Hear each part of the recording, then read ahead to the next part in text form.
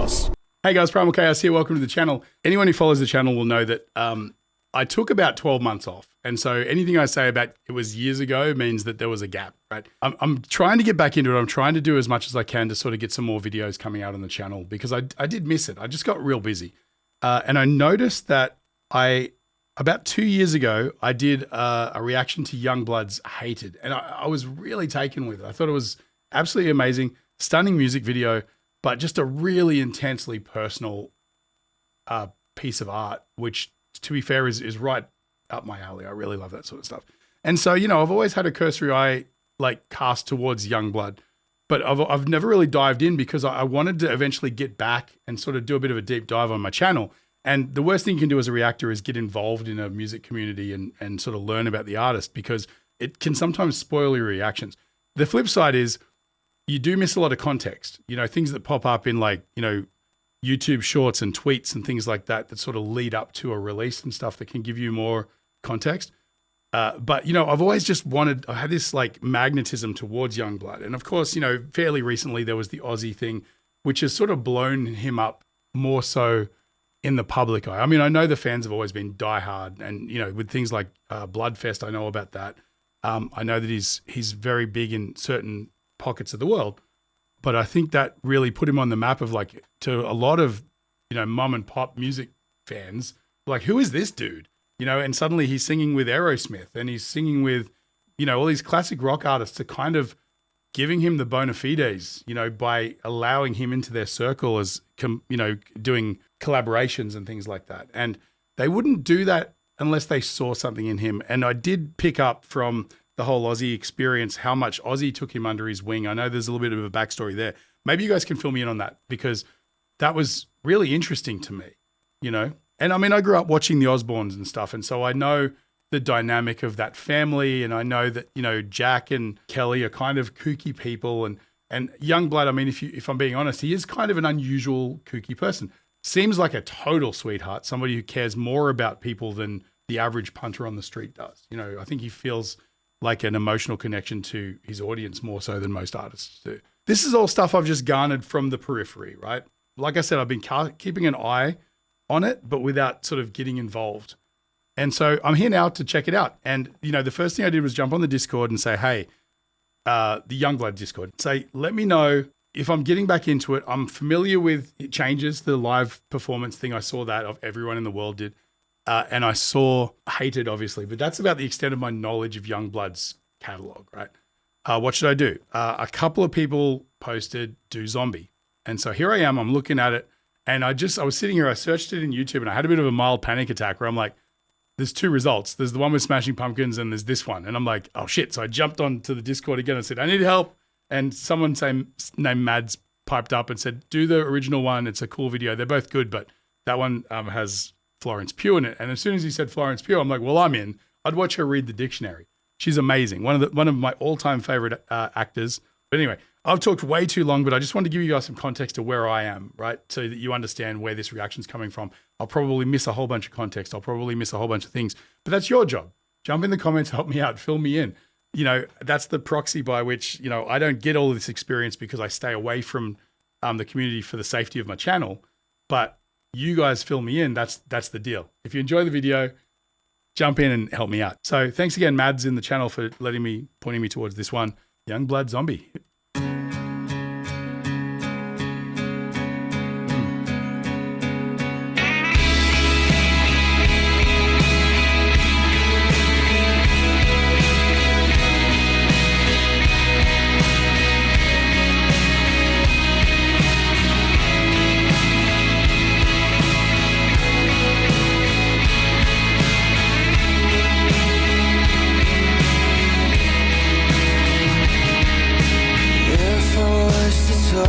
About the words they would hurt, they would hurt. That's cute. So if you were to ask about the pain, I would lie.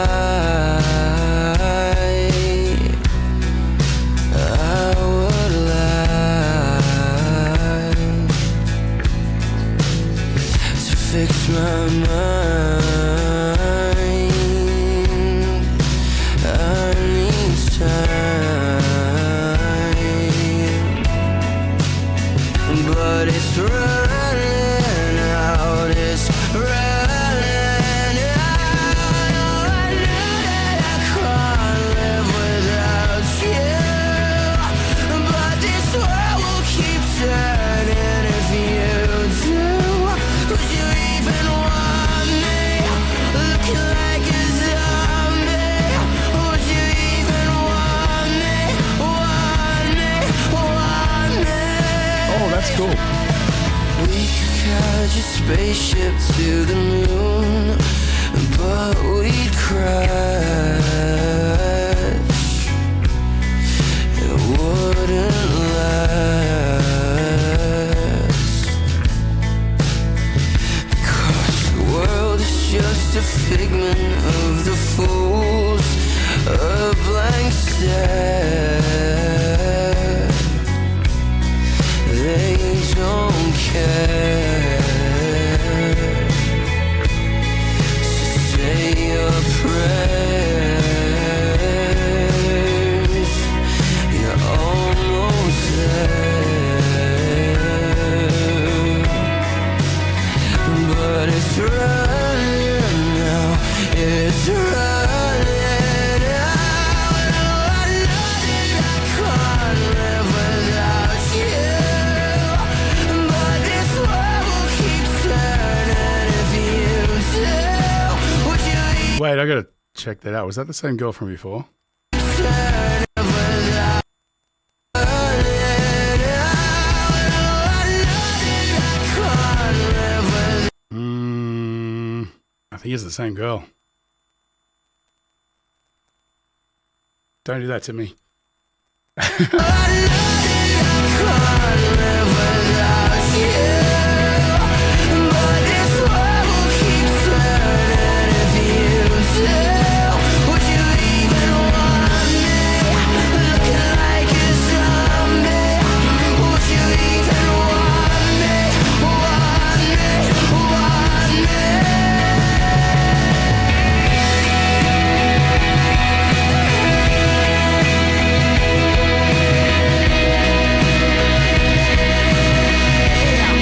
Would you even want me looking like a zombie?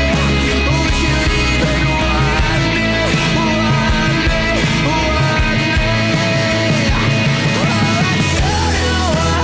how to be, but you're every moment, believe me. Would you even want me looking like a zombie? Would you even want me, want me, want me?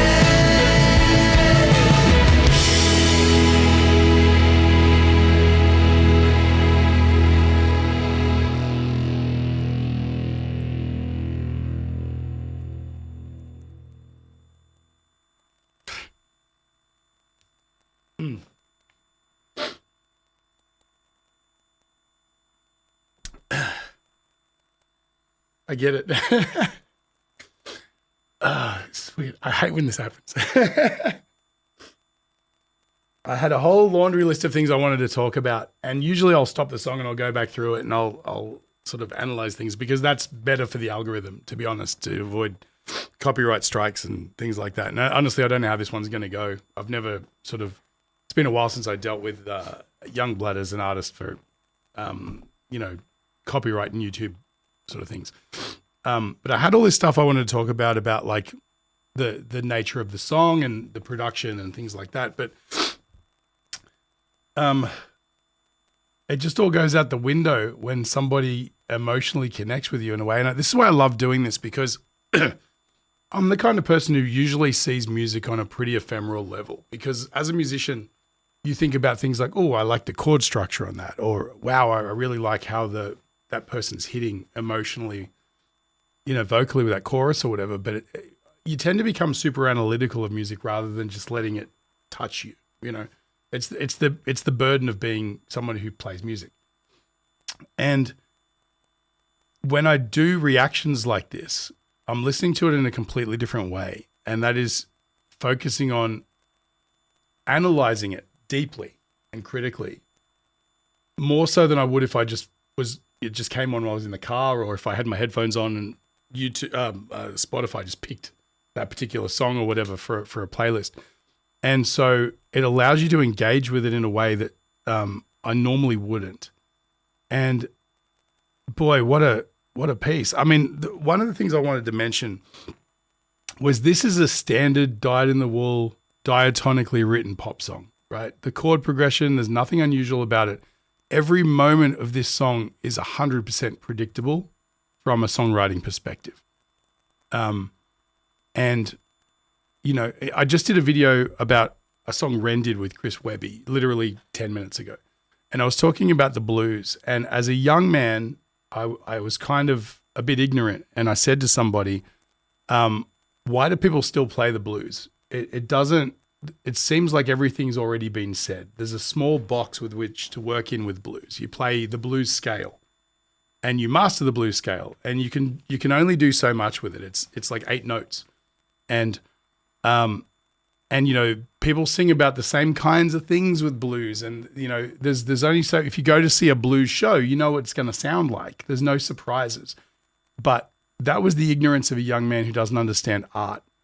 And that's the magic comes from the person performing it imbuing within those confining set of rules, imbuing their own story within it and their own cultural reflections and their own emotional connectivity. And, you know, the same could be said about your traditional generic pop style songs, right? You can pick up an acoustic guitar and you could probably figure out the chords by ear, and you could probably, you know, even if you're an amateur guitar player and singer, you could probably learn to play this song in an afternoon without much trouble at all. There's nothing about it that jumps out as being overtly like what's the word? You know, like virtuosic or anything like that. But what we're seeing here is YUNGBLUD working within that sort of small box of parameters and imbuing the song with his own history and his own empathetic lean and his own style. And what you get from that is a completely unique experience from a song that could have been written by Matchbox 20, you know, or name any other 90s strummy guitar pop band. You know, it's a pop song. It really is. And I think, you know, there's a beauty to that in that, you know, I mean, I can go listen to Dream Theater or Symphony X and I can go, well, I'm never going to learn how to play that solo, right? Or Yngwie Malmsteen or some other virtuoso that's held in such regard. And that's art in and of itself, right? But, you know, to take something like this and make it within such a small, and if you don't write songs and you don't write music, you don't quite understand what I'm saying probably. But this is a stock standard, take it down off the wall pop song. Lyrics notwithstanding, obviously there's some deep shit going on with the lyrics. I'm talking about the chord progression and the production. And most songs are like, you know, a lot of songs don't even change chords between the verse and the chorus. You know, they use the same progression. And it's, you know, everyone knows that video of Ed Sheeran when he was in court defending the originality of one of his pieces, and he plays the same chords and he sings about 15 to 20 different songs over those same chords, right? That's just how pop music works. But all of this is to say, you know, the difference between somebody who's an artist and somebody who makes music is the ability to work within that small restrictive framework and make a 48-year-old man cry on fucking YouTube. That's it. You know, I mean, maybe if I just heard the song again on a Spotify playlist or whatever, I might not have connected the dots. I think witnessing the music video helped a lot. As someone who's recently been in hospital, I had a head injury a month or two ago, lost 5 hours of my life. I still haven't gotten back. Amnesia. Don't even know what happened. I had a fall, I think. that's what they suspect. But you know, and being in hospital and not being lucid and having a partner asking me for hours whether I remembered who they were and saying no. You know, that's the kind of shit that this music video captures so perfectly. And, you know, and I guess it's, you know, Florence Pugh's character, I guess, potentially, the little I know about Dom, I feel uncomfortable calling him Dom because I don't know if I'm a fan enough to get away with that. I don't know. Is that allowed? I don't know. But YUNGBLUD, the thing about YUNGBLUD is that I've garnered from just seeing little bits. Like this is going to sound really weird. There's a video of Dom that I saw once. I was actually at my day job and I was flicking through some videos, and he showed up and he's standing on a barricade greeting some fans behind a venue or something like that. I can't even really remember the details. And this person says to him, "You saved my life." And he says, "I didn't save your life. I don't have that power. Don't give me that power. You saved your life. I provided the soundtrack, but you did it." You know, and it was such a heartfelt moment. I almost welled up watching that, you know.